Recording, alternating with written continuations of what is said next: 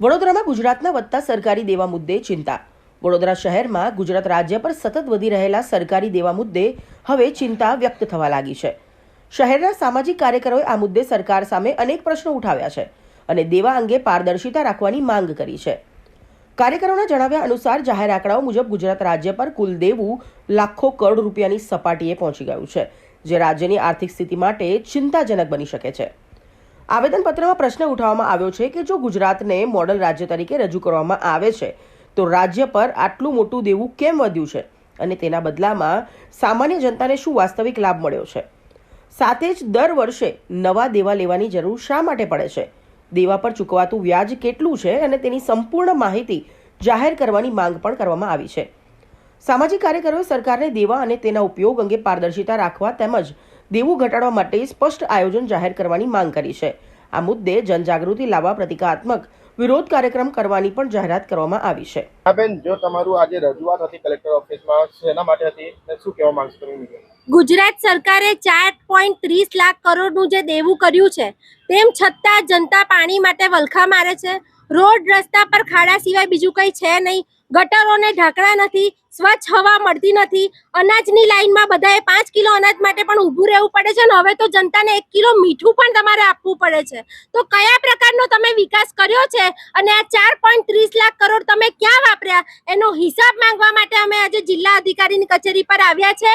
અને આપના માધ્યમથી અમે પણ હર્ષ સંઘવી સાહેબ અને મોદી સાહેબ પાસે ગુજરાતની જનતા થકી આ વિકાસનો તમારો કઈ રીતનો એ છે એજન્ડા છે એ અમે તમને પૂછી રહ્યા છે.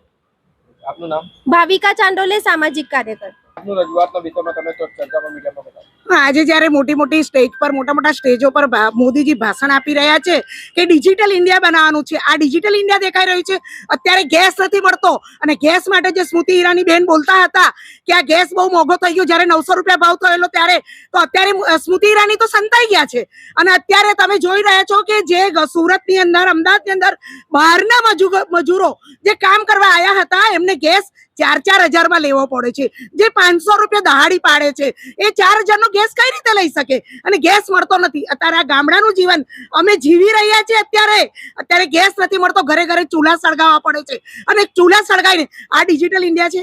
જ્યારે આટલું મોટું ભાષણ ફેંકે છે કે 15 લાખ તમારા ખાતામાં આવશે, 15 લાખ નહીં, ખાલી 500 રૂપિયાનો ગેસ કરી દો અમારા માટે, એટલે અમે ગેસ લઈએ, લાઈનમાં ના ઉભું રહેવું પડે.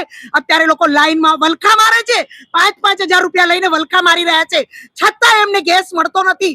તો અત્યારે લાકડા અને છાણા એની પર જ અમારે જીવન જીવવું પડશે. મને લાગે છાણા પણ નહીં મળે, કેમ કે એમનું ઓર્ગેનાઇઝ બહુ બધું ચાલી રહ્યું છે. બધું એની અંદર એ લોકો બધું ઉપયોગ કરી લેશે, ખાતર આ તે.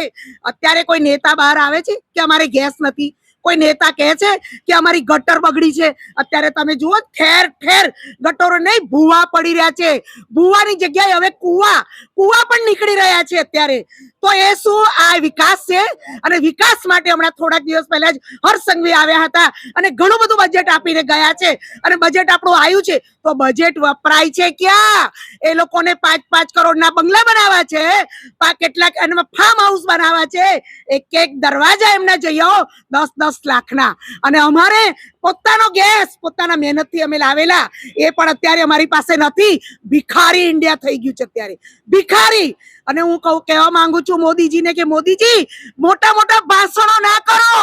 બહેનોની હાલત જુઓ તમે અત્યારે કે અત્યારે કઈ રીતે બહેનો તમારી જીવી રહી છે. તમે ખોટી બહેનો ના બનાવો. તમે તમારા નેતાઓના પેટ ભર્યા છે, નેતાઓને જ ગાડીઓ આપી છે, નેતાઓને જ બંગલા બનાવ્યા છે. તમે આમ જનતા માટે કાંઈ નથી કર્યું. આમ જનતા અત્યારે પણ રોડ પર રખડી રહી છે, આમ જનતા અત્યારે પણ વલખા મારી રહી છે. પહેલી વાત અત્યારે તાજો મુદ્દો છે કે આપણે ગેસની કમી આવી કેમ? તમે જ્યારે બહાર વિદેશોમાં ફરતા હતા, વિદેશોમાં નેતાગીરી કરતા હતા, વિદેશોમાં દોસ્તી રાખતા હતા, વિદેશોમાં તમે પોતાના પ્લેનથી જતા હતા, તો તમે વિદેશથી શું લાયા? તમે દેવું લઈને આયા? ખાલી દેવું જ કર્યું? આ દેવું કોણ ભરશે? તમારા બધા નેતા ઉપર ઈડી બેસાડો અને ચેક કરો ને બધા નેતાઓના પૈસા આપો એમના પગાર પ્રમાણે. જેમની પાસે રવા દો. આજે તમારા નેતાઓની 300 કરોડની દુબઈની અંદર હોટલો છે. અત્યારે દુબઈમાં અત્યારે બધો બિઝનેસ, આ બધા વહીવટ અહીંનો કોણ કરે છે એ બી મને ખબર છે. અહીંયા બધાના નેતાઓના રૂપિયા ભરત ડાંગર ફેરવી રહ્યો છે. ભરત ડાંગર અત્યારે બહાર વહીવટ કરી રહ્યો છે. અહીંયાના બધાના રૂપિયા, સાંસદોના, વિધાયકોના, તમામ નેતાઓના બરોડાના રૂપિયા અત્યારે ભરત ડાંગર વિદેશોમાં ચલાવી રહ્યો છે. એટલે એ મોદી કરતા પણ મોટો છે. અત્યારે આ નેતાઓ ભણવાનું છોડી દો અને નેતાગીરી કરો, નેતામાં જાઓ. જય ભારત, જય હિન્દ. આપનું નામ? દેવ્યાનીબેન પરમાર, આમ આદમી પાર્ટી. પ્રવીણ વસાવા, સંબંધ ભારત ન્યૂઝ, વડોદરા.